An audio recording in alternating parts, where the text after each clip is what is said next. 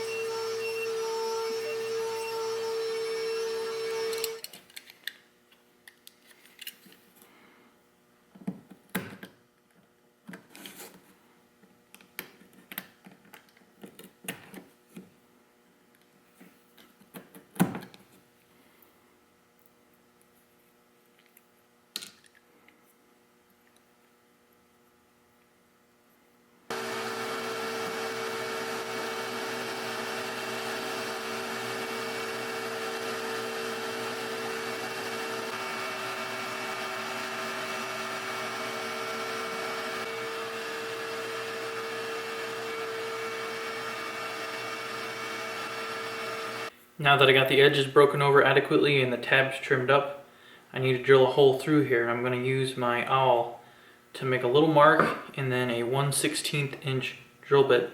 Be careful you don't hold it this way because you'll drill through your fingers.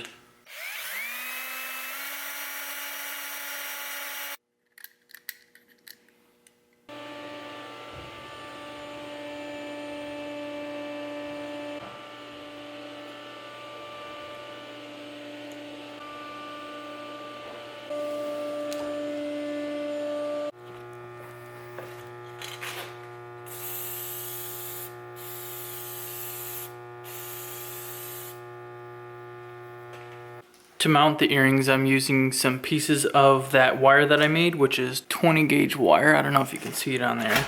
With the loop on the inside of the heart, I string it first through a small heart because I'm going to do a heart within a heart. And then I string it through the big heart. And this is the walnut and maple. Looks really good. And then with it tight against the top, I'm going to use my Leatherman to cut the wire. I'm going to use a round needle nose to start twisting an eye into this wire.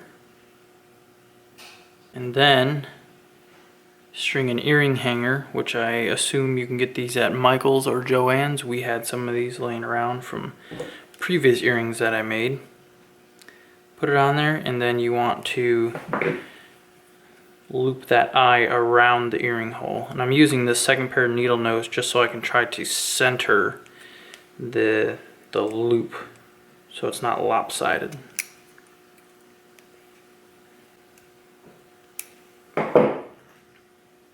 And there you go.